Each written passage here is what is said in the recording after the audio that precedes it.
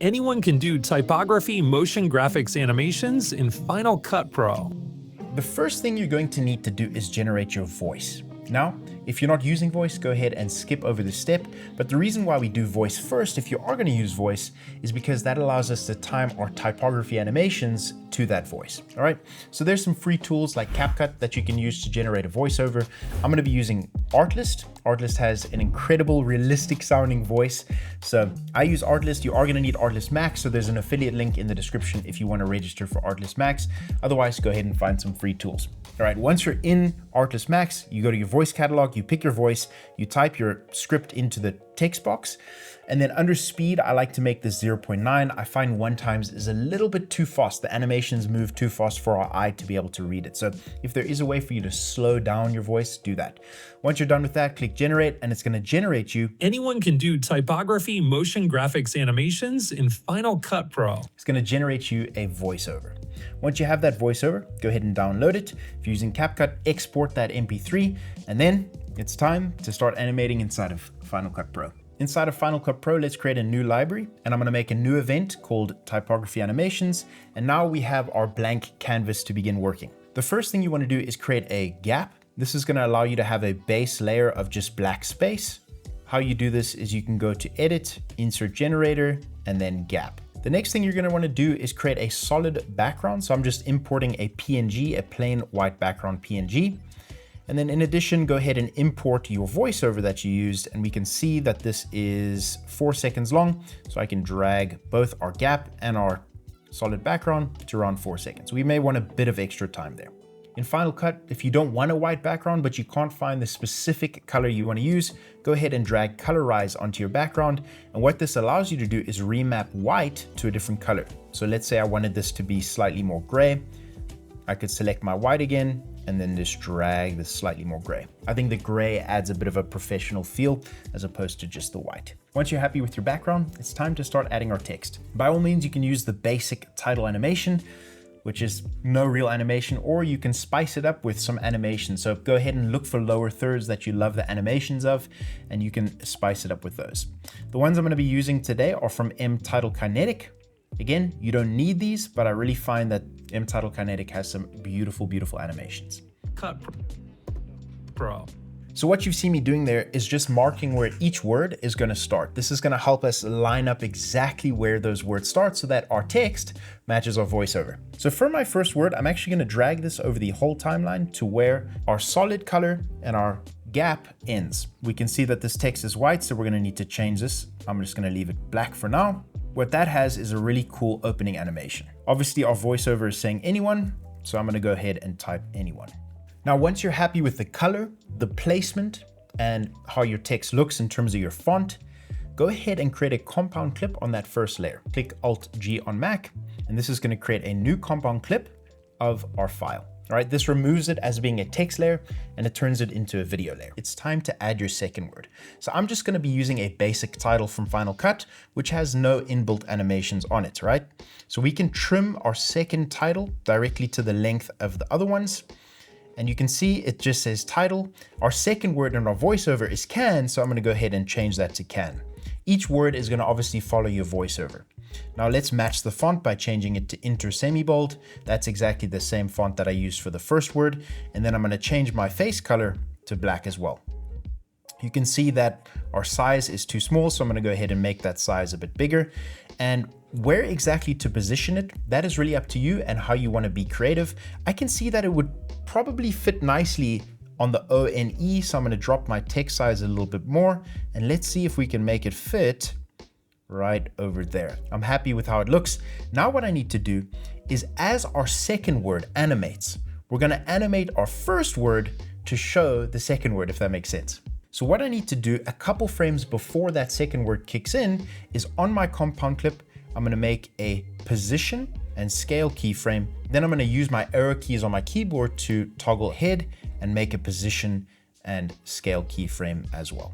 Now, using my transform tool, I'm going to go ahead and drag that to the left where O and E is perfectly centered and click done.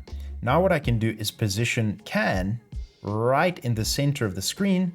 And what we can see is this animates in And as it starts to drag up, can pops up. And I can see that I need to drag a couple frames ahead for can because it's not matching my voiceover. And this is where you really start being creative with how you want things to look. I can see just off my own intuition that this is a bit slow to animate, as we can see can is coming in before.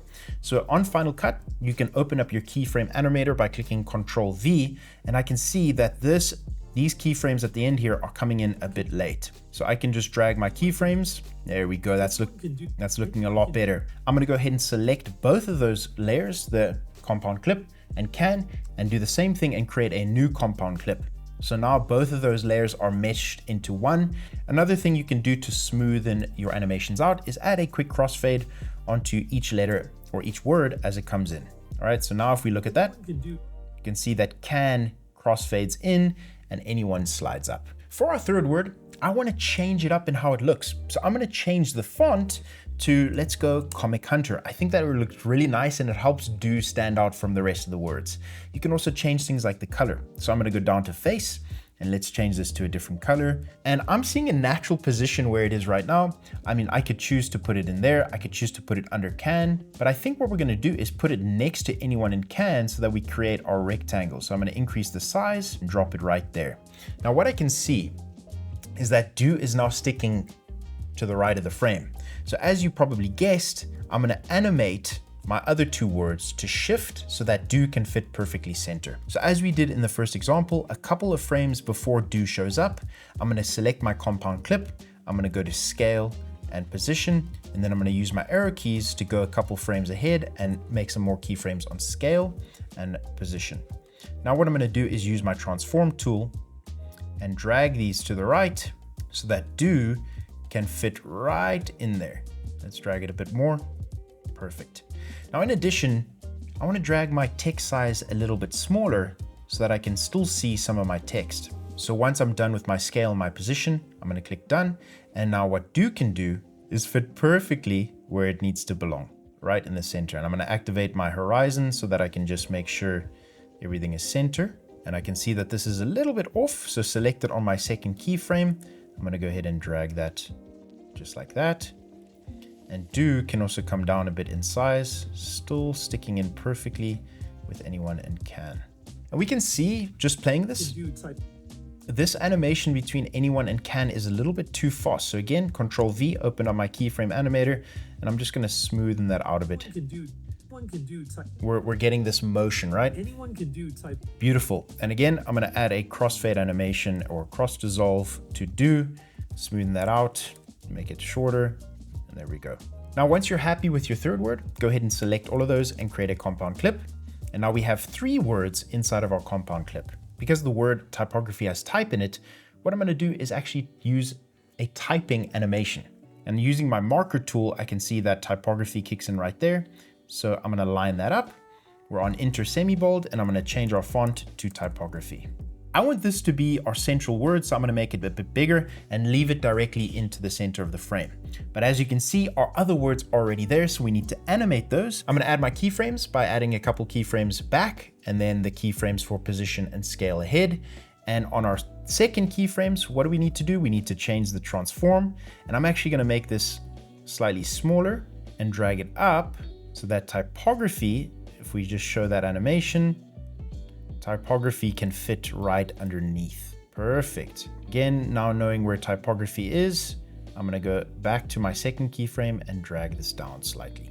So now what happens is do pops up, everything scales down, and as it scales down, typography comes in. And what we can actually do is drag this animation out a bit so that it's smoother, because we can see typography has and is a longer word. There we go.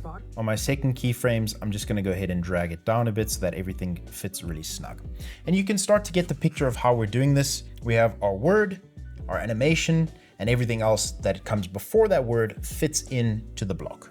Once you're happy with your animation and your new text, go ahead and select those and Alt-G, create a new compound clip. And now we have all those 4 words together. Our next word is motion. Motion has the word motion in it, so I kind of feel like we need some sort of motion in the word, right? I'm going to use this one, energetic movement. I think it could be really, really cool. Yeah, that looks really, really cool. Again, we know our word is motion, so I'm going to change that to motion, and let's you know what we can do is actually change the face value to exactly what do looks like. I think it's gonna look really, really nice to have motion in that same color. Now I'm gonna disable the animation just so I can see the whole word and where it is, and let's increase its size. Having motion in the center of the screen, I can see that all my other text needs to move. So again, this is really just pattern based. Go to a couple frames before motion kicks in. On your compound clip, add a scale and a position keyframe. Use your arrow keys to toggle a couple frames ahead and add 2 more scale and position keyframes. All right, now what we can do is drag this up, and I think I want motion to fit right under graphy of typography. So I'm just gonna select there. The P and the T, you can see there can line up pretty nicely. So I'm gonna select done. I think that looks really nice. And then on motion, I'm gonna increase my size just a tad so that it's the T is the same size of the P. There we go, that looks fantastic. And then what I wanna do as well is go back to my compound clip, and I'm gonna drag the size a little bit smaller so that again, we can see more of that text. We can see it's a little bit off center there. So I'm gonna go ahead and drag my position back to the center. All right, click done. And now motion looks a little bit too big. So I'm gonna go back to motion and drag the size a little bit smaller. I'm really happy with how motion looks and the general animation. Let me show you. Yeah, that's looking really nice. I think what I can do is just drag this keyframe 2 or 3 keys ahead, 2 or 3 frames ahead, and that's gonna increase the duration of the animation between these 2 keyframes. So it's gonna make that animation slower. Select your word in your compound clip, create a new compound layer.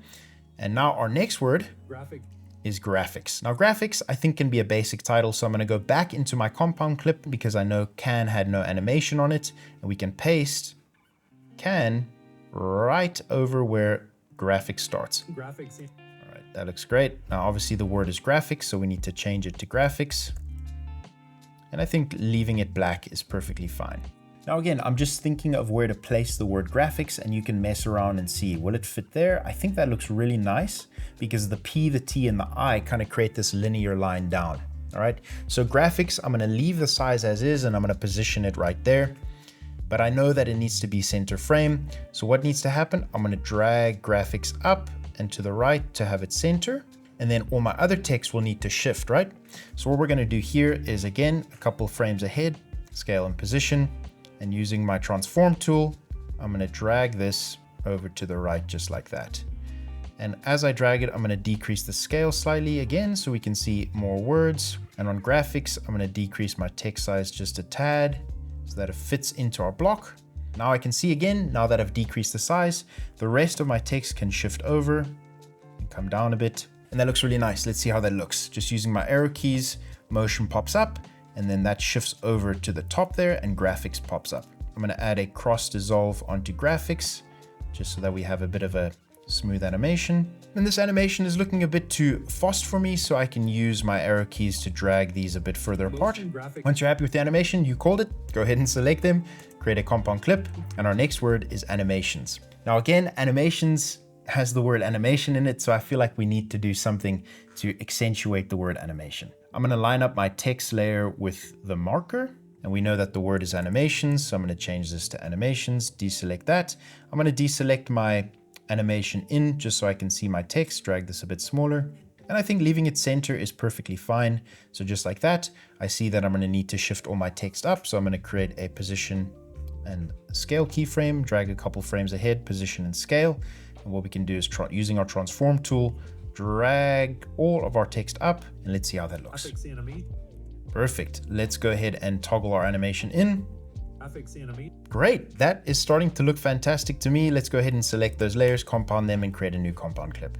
I'm gonna go back into my compound clip, and let's just copy one of our basic text layers. Graphics is the word, and our next word is in. And in is such a small word. What happens if we make in really big? That could look really cool. Let's see how that looks. Let's put in the center of the frame. That kind of looks really cool.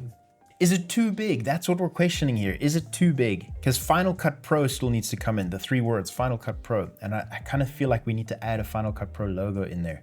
This is part of it. Just play around. Okay, hear me out here. What if the dot of the I fits in with the O of animations? I think that for the sake of, trial and error, I think that could look really cool if we actually look at that. Yep, I think that's it. All right, again, drag your text shorter so that it fits your timeline. I'm gonna add a cross dissolve onto in, Now what's interesting is I can see that my transform tool is not linear. So selected on my compound clip, I'm going to change these to linear. And what that's going to do is it's going to give us that smooth kind of straight line effect. And time for our last 3 words and our logo that I think we're going to add. Select all my clips, or we can just drop our video animation, select them and create a compound clip.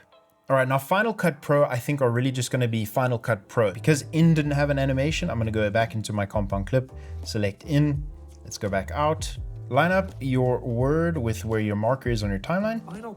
There's final, our first word is final. So I'm going to change this to final. We're going to leave it on the I because I still need to put cut in. All right, so I'm going to just decrease my size a little bit. I'm going to select both of those and create a compound clip, go back and copy final. Let's drag it over the word cut, change this to cut. And I think cut is going to come after final, just like that. This needs to shift over so that we can have cut come right after. Pro is our last word. So we're going to position that over pro, change this to pro. And I think what I'm going to do is have pro the same color as motion, just so that pro stands out, right? So using my color dropper, I can select the blue. I think I'm going to position it right here so it fits within Final Cut Pro. I'm going to add a little bit of rotation so that it stands out a bit. And I think we can drag that size up a bit. On our compound clip, let's add our keyframes. We can drag this down and Pro is going to fit right there. So we can actually increase its size a little bit. There's the Final Cut Pro logo. Let's make that a lot smaller. And I think where I want it, right in here. So just after the word Pro pops up, I'm going to input my Final Cut Pro logo.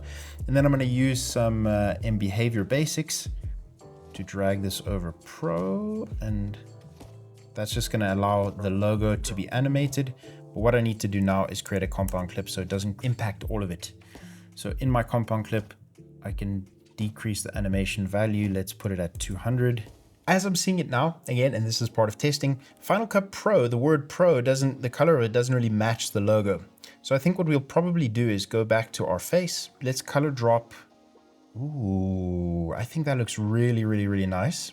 In addition, it doesn't really make sense to have do and motion different to Pro. Going back, I'm actually going to change the colors of those. So now that I've selected Pro and I actually really like the color of Pro, on this color page, you can select your hex value. I'm going to just go ahead and copy that using my keyboard. And we know we need to change motion and do. So go into your compound clip until you find those words. There's motion right there. I'm going to select my face value and paste my hex value. I think that looks a million times better having those do, motion, and Pro colors changed. It just helps it fit in a lot more. It's time to add the secret sauce that really takes us to the next level, and that's motion blur. I'm going to show you how you can get this for free, but let me just show you the effect that this has. So if I deselect motion blur, you can see that motion or the transition, the movement is perfectly, it's sharp. And our eyes don't really like that. If I enable motion blur, you can see that as soon as anyone starts moving, it creates that motion blur. Now, let me just show you what that looks like. Anyone can do typography, motion graphics, animations. It just adds a sense of realism and professionalism to it. So how do you get it? Go to Google, type in free motion blur plugin for Final Cut Pro, and Ryan Nangle has developed this completely free for you to download. I'm going to also put the link in the description for how you can get this. Go ahead and download that for free. If you want to donate, go ahead and donate. And then once you have it downloaded, go ahead and paste that motion blur plugin into your titles. Close Final Cut Pro, reopen it, and you're going to have those motion blur plugins in your title section. So you can probably just search motion. It's going to pop up and you can drag that as a title over your timeline. Anyone can do typography, motion graphics, animations in Final Cut Pro.